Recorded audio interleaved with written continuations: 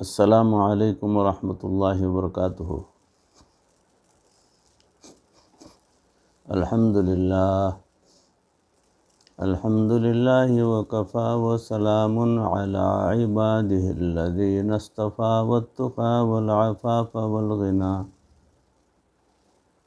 اما بعد فقد قال اللہ تبارک وتعالی فی القرآن المجید والفرقان الحمید، وأعوذ باللہ من الشیطان الرجیم، بسم اللہ الرحمن الرحیم، وعاشروہن بالمعروف، صدق اللہ مولانا العظیم۔ اللہم صل علی سیدنا و مولانا محمد وبارک وسلم کما تحب وترضى عدد ما تحب وترضى۔ محترم و مکرم ناظرین، حاضرین، سامعین، بھائیوں، بزرگوں اور دوستوں، معزز خواتین، ہماری ماں بہنوں، تصوف کے عنوان سے جو سلسلہ چل رہا ہے اس میں آج کا موضوع ہے مسلمانی کی قیمت۔ تو اسی موضوع کی اگلی کڑی سماعت فرمائیں کہ اگر آج ہم کسی کو بات سمجھائیں کہ اللہ کے بندو، گھروں میں تم حسن اخلاق سے رہو، اور وہ گھر میں حسن اخلاق سے رہنا شروع کر دے تو لوگ اسے کہتے ہیں کہ یہ زن مرید ہے۔ یاد رکھیں، اگر گھر میں حسن اخلاق سے رہنے کو زن مریدی کہتے ہیں تو اس کا حکم پروردگار نے دیا ہے۔ اللہ رب العزت ارشاد فرماتے ہیں وعاشروہن بالمعروف، اور تم ان بیویوں کے ساتھ حسن اخلاق کی زندگی گزارو، جابر بن کر نہیں، قاہر بن کر نہیں، ظالم بن کر نہیں، بلکہ حسن اخلاق کی زندگی گزارو۔ یہ تو اللہ رب العزت نے ارشاد فرمایا، اور پھر نبی صلی اللہ علیہ وسلم نے اس کو اور زیادہ مؤکد کر دیا۔ وہ کیسے؟ جب کوئی بندہ تقریر کرتا ہے تو تقریر کے آخر میں جا کر وہ پوری بات کا نچوڑ نکالتا ہے، اس کے آخر کی دو چار باتیں اس کے پورے وعظ کا لب لباب ہوتی ہیں۔ نبی صلی اللہ علیہ وسلم نے اس دنیا میں رہ کر دین کی تعلیمات دیں، اور جب آپ صلی اللہ علیہ وسلم اس دنیا سے پردہ فرمانے لگے تو اللہ کے حبیب صلی اللہ علیہ وسلم نے امت کو وصیت کے رنگ میں جو آخری بات کی وہ آپ صلی اللہ علیہ وسلم کی تعلیمات کا لب لباب تھا۔ فرمایا التوحید وما ملکت ایمانکم،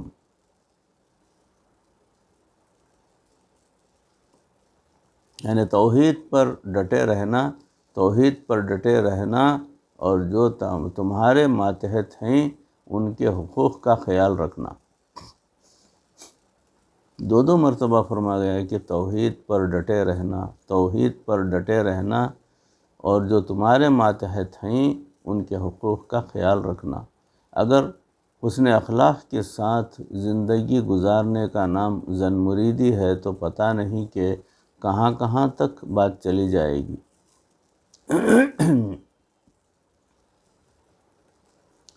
ایک صحابی رضی اللہ عنہ تھے، ان کی بیوی تیز مزاج تھی۔ اللہ تعالیٰ نے لوگوں کی فطرت ہی ایسی بنائی ہے کہ جو کمزور ہوتا ہے اس کی زبان زیادہ چلتی ہے، اور جو طاقتور ہوتا ہے اس کا ہاتھ زیادہ چلتا ہے۔ اس لیے عورت کی زبان زیادہ چلتی ہے اور مرد کا ہاتھ زیادہ چلتا ہے۔ ان صحابی رضی اللہ عنہ نے سوچا اب میں کیا کروں؟ پھر خیال آیا کہ حضرت عمر رضی اللہ تعالیٰ عنہ بہت سخت مزاج ہیں، ہر کسی کو سیدھا کر کے رکھتے ہیں، وہ ہر وقت ان کے ہاتھ میں ہوتا ہے، درہ ہر وقت ان کے ہاتھ میں ہوتا ہے، وہ سیدھا کر دیتے ہیں، ان سے جا کر مشورہ کرتا ہوں، میں اس کا بندوبست کرتا ہوں۔ چنانچہ وہ حضرت عمر رضی اللہ تعالیٰ عنہ کے پاس آئے۔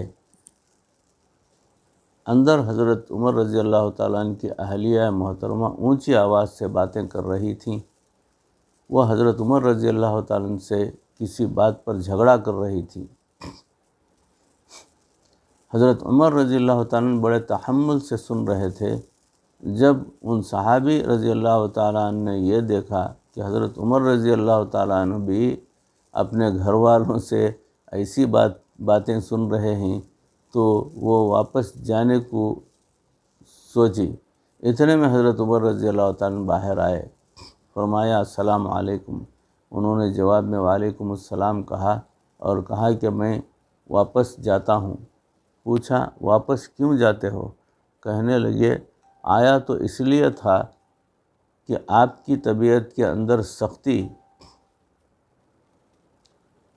اور نظم و ضبط ہے، اس لیے آپ مجھے اجازت دے دیں کہ اچھا اگر یہ معاملہ ہے تو پھر یہ کرو اور وہ کرو، لیکن آپ تو یہاں اس سے بھی زیادہ سن رہے تھے۔ حضرت عمر رضی اللہ تعالیٰ عنہ نے ان کو بٹھایا اور فرمایا یہ میری بیوی بھی ہے، میری دھوبن بھی ہے، میری باورچن بھی ہے، یہ میرے گھر کی بھنگن بھی ہے، یہ میرے بچوں کو پالنے والی بھی ہے۔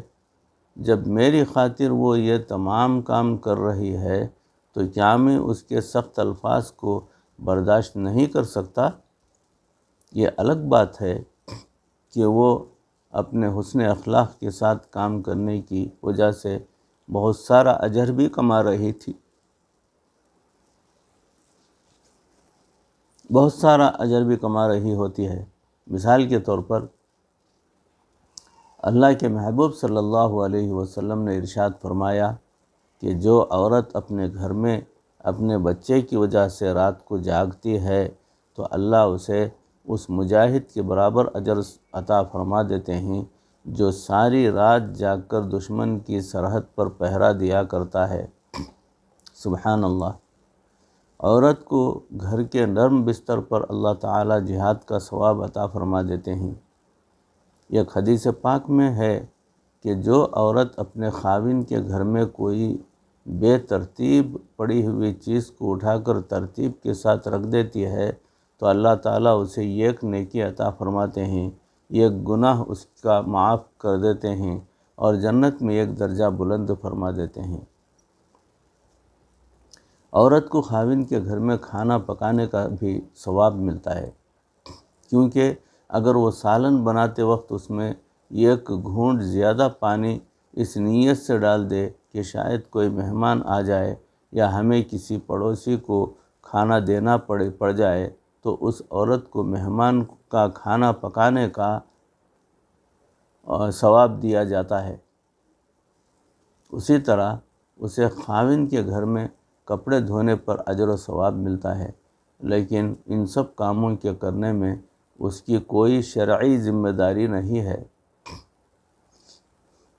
اگر فقہ کا مسئلہ ہم عورتوں کو سمجھا دیں جو شریعت نے کہا ہے تو پھر خان صاحب اور ملک صاحب سب کو اپنی اوقات کا پتہ چل جائے گا۔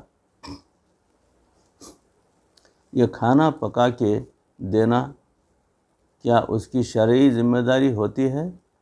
نہیں، یہ اس کا حسن اخلاق ہوتا ہے۔ یہ کپڑے دھونا کیا اس کی شرعی ذمہ داری ہے؟ نہیں، یہ اس کا حسن اخلاق ہے۔ یہ بچے پالنا اس کی شرعی ذمہ داری ہے؟ نہیں، یہ اس کا حسن اخلاق ہے۔ اس کے گھر میں جھاڑو دینا کیا یہ اس کی شرعی ذمہ داری ہے؟ نہیں، یہ اس کا حسن اخلاق ہے۔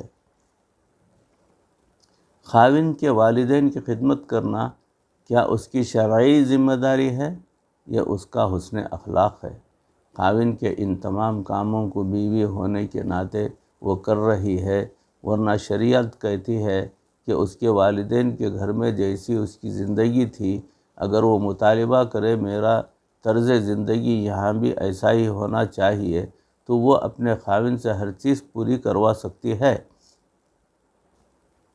بچہ جنے اور کہے کہ جناب اب لے جاؤ پالو اسے، مجھ سے نہیں، اس کی پوٹیاں صاف ہوتی تمہاری اولاد کی خاطر مجھ سے راتوں کو نہیں جاگا جاتا، یہ مرد کی ذمہ داری ہے۔ اب اپنے بچے کی تربیت کا انتظام کرنے کے لیے کہاں جاؤ گے؟ بچے کی خاطر وہ کیا تکلیفیں اٹھاتی ہے؟ اگر وہ کہے کہ مجھ سے گھر میں جھاڑو نہیں دیا جاتا، اس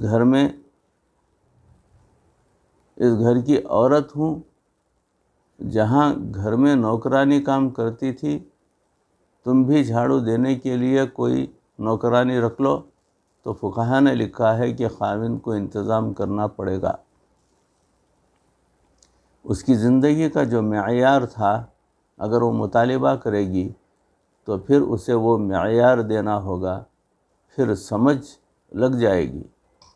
وہ بیچاری خاوند کی محبت میں ایک ایک چیز کا خیال رکھ رہی ہوتی ہے، ایک ایک کام کر رہی ہوتی ہے، اور گھر کی ذمہ داریاں سر پر لے رہی ہوتی ہے، اور ملک صاحب اور خان صاحب سیدھے منہ بات ہی نہیں کرتے، ذرا سی بات پر ناراض ہو جاتے ہیں، اور پھر 2 مہینے تک اسے پوچھتے بھی نہیں، اسے لٹکا کر ہی رکھتے ہیں۔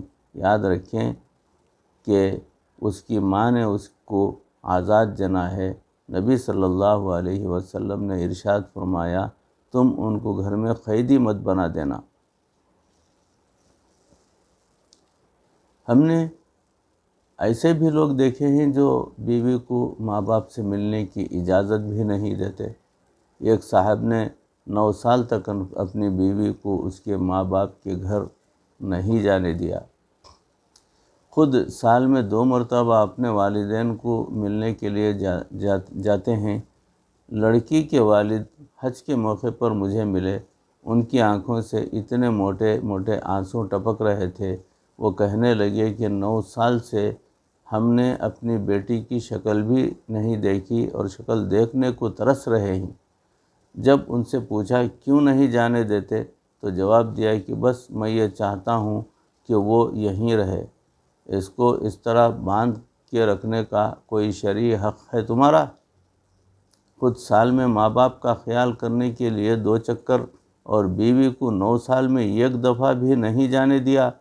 خود ہر تیسرے دن ماں باپ کو فون کرتے ہیں، اور بیوی کو 9 سال میں 1 مرتبہ بھی فون نہیں کرنے دیا۔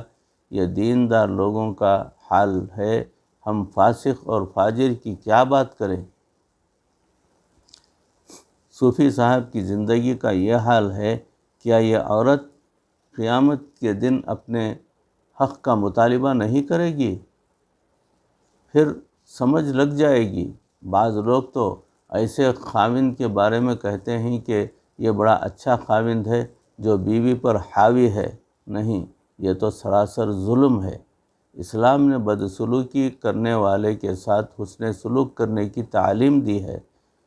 کیا کافر کے ساتھ ایسا کرنے کا حکم ہے؟ نہیں، مومن کے ساتھ ایسا کرنا ہے۔ نبی صلی اللہ علیہ وسلم نے فرمایا، سل من قطعک،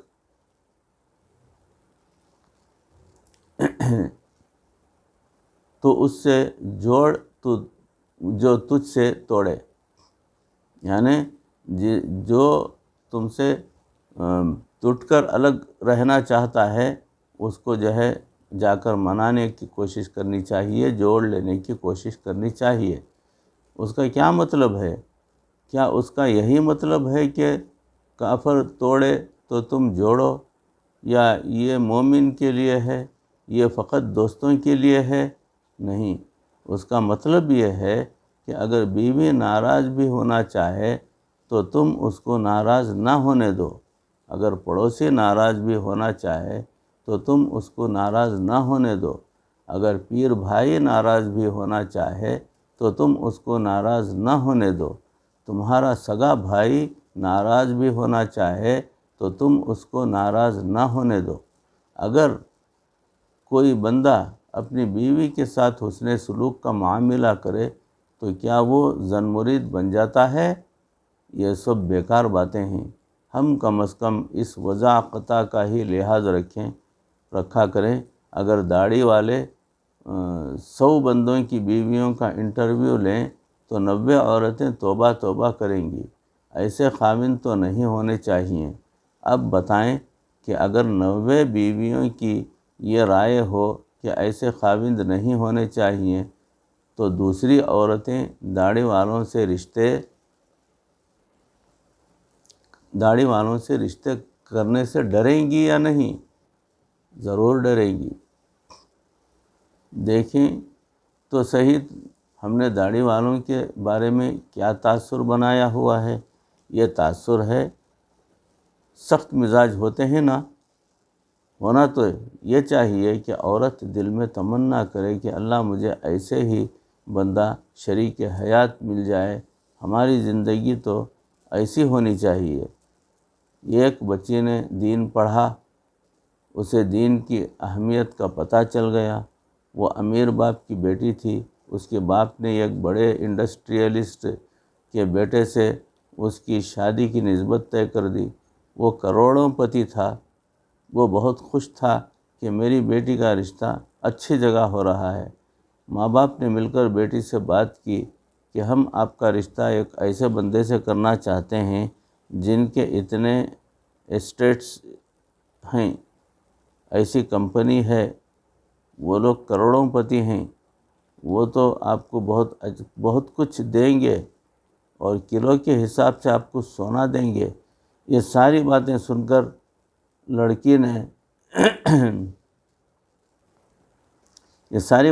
کر لڑکی نے کہا، ابو مجھے سونا نہیں چاہیے، مجھے محبوب صلی اللہ علیہ وسلم کی سنت چاہیے۔ ماں باپ نے بیٹی کی یہ بات سن کر اس کی شادی ایک عالم کے ساتھ کی۔ اگر کروڑوں پتی آدمی کے بیٹے سے اس کی شادی ہوتی تو اسے ہونڈا گاڑی میں بٹھا کر لے جاتا، اور اس بیچارے کے پاس ہونڈا موٹر سائیکل بھی نہیں تھی۔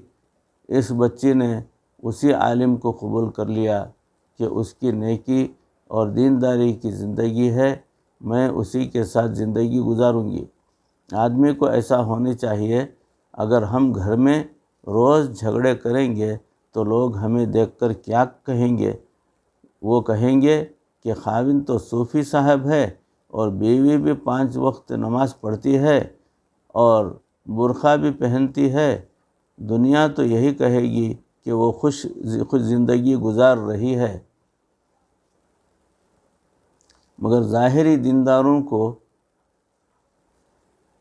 دینداروں کا روز جھگڑا ہو رہا ہوتا ہے تو بھائی بڑے فائدے کی خاطر چھوٹے نقصان برداشت کرنے پڑتے ہیں۔ اس کو زن مریدی نہیں کہتے بلکہ حسن اخلاق کہتے ہیں، اور یہ ہمارے محبوب صلی اللہ علیہ وسلم کا طریقہ ہے۔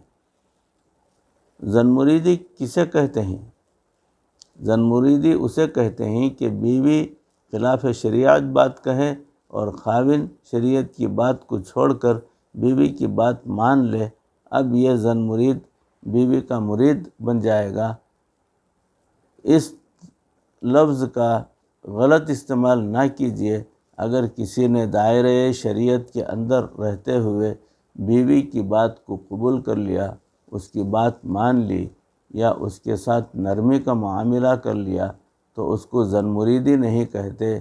زن مریدی اس وقت کہلائے گی جب ہم دین کی بات کو چھوڑ کر بیوی کی بات کو مقدم کریں گے تو زن مرید ہم نہیں بلکہ زن مرید وہ ہیں جو شریعت اور سنت کو چھوڑ کر بیویوں کے پیچھے بھاگ رہے ہوتے ہیں۔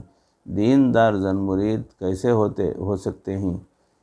یہ تو اللہ کے حکموں پر عمل کرنے والا ہے۔ ہمیں چاہیے کہ ہم اس وضع خطا کا لحاظ بھی رکھا کریں۔ ہمیں ہر ایک کے ساتھ بھلائی کرنی چاہیے۔ کوئی ہمارے ساتھ برائی بھی کرے تو بھی ہم اس کے ساتھ اچھائی کریں۔ جو لوگ یہ کہتے ہیں کہ جو ہمارے ساتھ اچھا ہے ہم اس کے ساتھ اچھے رہیں گے اور جو ہمارے ساتھ برا ہے ہم اس کے ساتھ برے رہیں گے، یہ تو تجارت ہے، اس کو اخلاق حسنہ نہیں کہتے۔ ہم مومن ہیں، اور مومن اچھوں کے ساتھ احسان کا بدلہ تو چکاتا ہی ہے، اور جو اچھے نہیں ہوتے ان کے ساتھ بھی اچھائی کا معاملہ کرتا ہے۔ مومن کو یہی زیب دیتا ہے۔ جو عورت نبی صلی اللہ علیہ وسلم کی مبارک سر پر کوڑا ڈالتی تھی، اللہ کے محبوب صلی اللہ علیہ وسلم نے اس کے ساتھ کیا معاملہ کیا تھا؟ وہ اکیلی عورت تھی، جب وہ بیمار ہوئی تو پورے مکے میں اس کی تیمارداری کے لیے کوئی بھی نہیں پہنچا تھا، اس لیے کہ اس کی کوئی حیثیت ہی نہیں تھی، گھر میں کوئی مرد ہی نہیں تھا، صرف ایک بیٹی تھی، اس کا علاج کروانے والا بھی کوئی نہیں تھا۔ جب اس نے 2-4 دن کوڑا کرکٹ نہ پھینکا تو اللہ کے محبوب صلی اللہ علیہ وسلم نے پوچھا کہ کیا معاملہ ہے؟ پتہ چلا کہ وہ چند دنوں سے بیمار ہے اور گھر پر ہی ہے۔ نبی صلی اللہ علیہ وسلم اس بڑھیا کے دروازے پر آتے ہیں، دستک دیتے ہیں، اس کی بیٹی بھاگی ہوئی آتی ہے، دروازے کے سوراخ سے نبی صلی اللہ علیہ وسلم کو دیکھ کر گھبرا جاتی ہے، ماں کو جا کر بتاتی ہے، امی وہ جس کے سر پر آپ روز مٹی ڈالتی تھی وہ آج ہمارے دروازے پر کھڑا ہے، لگتا ہے کہ وہ آج کہیں ہمیں جان سے ہی نہ مار دے۔ وہ عورت بھی سن کر گھبرا گئی۔ نبی صلی اللہ علیہ وسلم نے دوسری مرتبہ پھر دروازہ کھٹکھٹایا، ماں نے کہا بیٹی دروازہ کھول دو۔ جب دروازہ کھولا تو بچے نے پوچھا، جناب آپ کیسے ہمارے دروازے پر آئے؟ اللہ کے محبوب صلی اللہ علیہ وسلم پوچھتے ہیں کہ آپ کی امی ٹھیک ہیں؟ کیا ان کی صحت اچھی ہے؟ میں اس لیے دروازہ کھٹکھٹا رہا ہوں کہ اگر مریضہ کو کسی چیز کی ضرورت ہو تو میں خدمت کے لیے حاضر ہوں۔ اس عورت کے دل پر چوٹ لگی کہ بھرے شہر میں سے کسی نے مجھے آ کر پوچھا تک نہیں، اور جس کے ساتھ میں ایسا برا سلوک کرتی تھی وہ مجھے دوائی لے کر دینے کے لیے آئے ہیں۔ چنانچہ وہ کہنے لگی کہ آپ نے تو میرا دل جیت لیا، بس پہلے کلمہ پڑھا کر مجھے مسلمان کر دیجئے۔ اللہ اکبر۔ ادفع باللتی ہی احسن، برائی کو اچھائی کے ساتھ دور کرو۔ اورنگزیب عالمگیر رحمۃ اللہ علیہ کے دربار میں ایک بہروپیہ تھا۔ وہ مختلف لوگوں کی شکلیں بنا لیتا تھا اور دوسرے بندوں کو اس کا پتہ بھی نہیں چلتا تھا، لیکن وہ روپ بدل کر جب بھی اورنگزیب عالمگیر کے پاس جاتا تو وہ اسے فوراً پہچان لیتا۔ وہ مطالبہ کرتا کہ مجھے انعام دو۔ آپ کہتے کہ انعام کیسا؟ میں نے تو آپ کو پہچان لیا۔ انعام تو ہم آپ کو تب دیں گے جب کوئی ایسا کام کرو کہ ہم سمجھ نہ سکیں۔ یہ سن کر وہ چلا جاتا۔ اس کے ذہن میں ایک عجیب بات آئی۔ اس نے سوچا کہ اورنگزیب عالمگیر رحمۃ اللہ علیہ اولیاء اللہ کے بڑے معتقد ہیں، میں جا کر کسی ولی کا روپ بناتا ہوں۔ چنانچہ وہ شہر سے باہر چلا گیا اور وہاں جا کر ایک خیمہ لگا کر بیٹھ گیا، اور ماشاء اللہ خوب لمبی لمبی تسبیحات رکھ لیں، داڑھی بڑھا لی، بال بڑھا لیے، عمامہ سجا لیا اور جبہ پہن لیا۔ جب کہیں دینی وضاحت کا کوئی بندہ نظر آئے، لوگ اس کو دعاؤں کے لیے کہتے ہیں۔ ایک بندہ دعا کروانے آیا، دوسرا آیا، پھر تو سلسلہ ہی شروع ہو گیا۔ جو بھی آتا وہ دعا کر دیتا، حتیٰ کہ لوگوں کا یقین بننے لگ گیا۔ کہتے ہیں مرید کا پیر بڑا نہیں ہوتا بلکہ اس کا یقین بڑا ہوتا ہے۔ سچی بات بھی یہی ہے کہ اصل میں اس کے دل میں ایک یقین اور اعتماد ہوتا ہے، اور اسی کی بنیاد پر اس کے ساتھ اللہ تعالیٰ خیر کا معاملہ کر دیتے ہیں۔ اب چونکہ لوگوں کو یقین ہو گیا کہ یہ اللہ والا دعا کرتا ہے اور اللہ ہماری مشکل آسان کر دیتا ہے، تو ان کی مشکل آسان ہونے لگ گئی، کیونکہ اصول بھی یہی ہے کہ انا عند ظن عبدی بھی، میں بندے کے ساتھ وہی معاملہ کرتا ہوں جیسا کہ مجھ پر گمان کرتا ہے۔ اب لوگوں کا اس طرف رجوع ہوتا گیا، اگر کوئی بندہ اس کو ہدیہ بھی دیتا تو وہ اس کو واپس کر دیتا اور کہتا کہ مجھے اس سے کیا غرض ہے۔ جب ہدیہ بھی نہ لیتا، دعائیں بھی کرتا اور مشکلیں بھی حل ہو جاتی تو لوگ اور بھی معتقد ہو جاتے۔ بات چلتے چلتے اورنگزیب عالمگیر رحمۃ اللہ علیہ تک جا پہنچی کہ یہاں ایک ایسا اللہ والا ہے جو بڑا ذاکر و شاغل ہے، وہ تو دنیا سے بالکل کنارہ کش ہے، اسے زہد فی الدنیا نصیب ہے اور وہ اللہ کی یاد میں مست ہے۔ اورنگزیب کی یہ تمنا رہتی تھی کہ ایسے اہل اللہ کی زیارت کی جائے اور ان سے دعائیں کروائی جائیں۔ چنانچہ انہوں نے جیسے ہی اللہ والے کے بارے میں سنا، اس کی زیارت کرنے کے لیے فوراً تیار ہو گئے۔ اب بادشاہ وقت زیارت کے لیے آ رہے ہیں، جب آئے تو اپنے ساتھ درہم و دینار کی بہت بڑی تھیلی بھی لے آئے کہ میں بعد میں انہیں ہدیہ میں پیش کر دوں گا۔ بادشاہ اس کے خیمے میں پہنچے اور دعا کرنے کے لیے کہا۔ اس نے دعا دی، جانے سے پہلے کہنے لگے، جناب میں آپ کے لیے یہ ہدیہ لایا ہوں۔ اس نے کہا، نہیں، ہمیں اس سے کوئی غرض نہیں، وہ خود ہی لے جاؤ، ہمیں اس کی ضرورت نہیں ہے۔ باوجود اصرار کے اس نے وہ تھیلی قبول نہ کی۔ بادشاہ نے دل میں سوچا کہ واقعی یہ بندہ دنیا سے منہ موڑ چکا ہے، چنانچہ ہدیہ دیے بغیر واپس آ گئے۔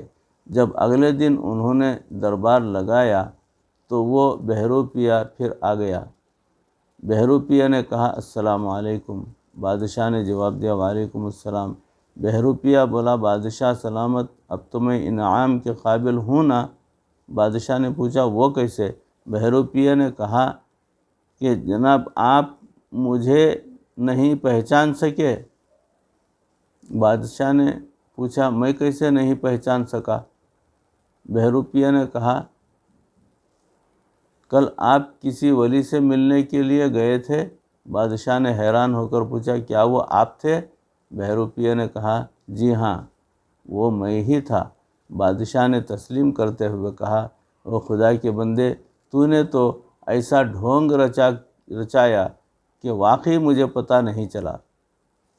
بادشاہ نے اپنے وزیر سے کہا، چلو اسے 100 دینار دے دو۔ بہروپیہ نے کہا، بادشاہ سلامت، کل تو ہزاروں تھے تھیلی میں اور آج صرف 100 دینار۔ بادشاہ نے کہا، اب تو ہمیں صرف 100 دینار ہی دے سکتا ہوں۔ بہروپیہ نے کہا، جی نہیں، مجھے تو زیادہ چاہیے۔ بادشاہ نے کہا، کل تو آپ کو بھری ہوئی تھیلی دی تھی، اسی وقت لے لیتے۔ بہروپیہ نے کہا، حضرت بات یہ ہے کہ کل جب آپ تھیلی دے رہے تھے اس وقت میرے دل میں بھی خیال تو آیا تھا کہ لے لوں، مگر یہ ایک سوچ نے مجھے ایسا کرنے سے منع کر دیا۔ بادشاہ نے پوچھا، آپ کو کس سوچ نے منع کیا ہے؟ بہروپیہ نے کہا، اس وقت میں اولیاء اللہ کے روپ میں تھا، میرے دل نے کہا اگر تم اس وقت تھیلی لے لو گے تو تم اولیاء کی بدنامی کا باعث بن جاؤ گے۔ اللہ کے بندو، اگر ایک بہروپیہ بھی اولیاء اللہ کے روپ کا اتنا لحاظ کر جاتا ہے تو کیا ہم سنت کا اتنا لحاظ بھی نہیں کر سکتے؟ اگر ہم محبوب صلی اللہ علیہ وسلم کی سنت والی زندگی گزار رہے ہیں تو کیا ہم بھی جاہلوں کے ساتھ جہالت کی باتیں کرتے پھریں؟ کیا ہم بھی پڑوسی کے ساتھ چھوٹے چھوٹے جھگڑے کرتے ہوئے بڑا بنا لیں؟ دنیا جھگڑے بڑھانے کے لیے نہیں بلکہ جھگڑے سمیٹ کرنے کی پھیلانے کے لیے ہے۔ اللہ تعالی ہمیں نبی صلی اللہ علیہ وسلم کی سنت والی زندگی اور سنت کے مطابق عمل کرنے کی توفیق عطا فرمائے، مرتے دم تک پروردگار کسی کا محتاج نہ بنائے، ایمان پر ہمارا خاتمہ فرمائے۔ ربنا تقبل منا انک انت السمیع العلیم وتب علینا انک انت التواب الرحیم۔ صلی وسلم علی حبیبک سیدنا و مولانا محمد وآلہ واصحابہ اجمعین برحمتک یا ارحم الراحمین والحمد للہ رب العالمین۔ السلام علیکم ورحمۃ اللہ وبرکاتہ۔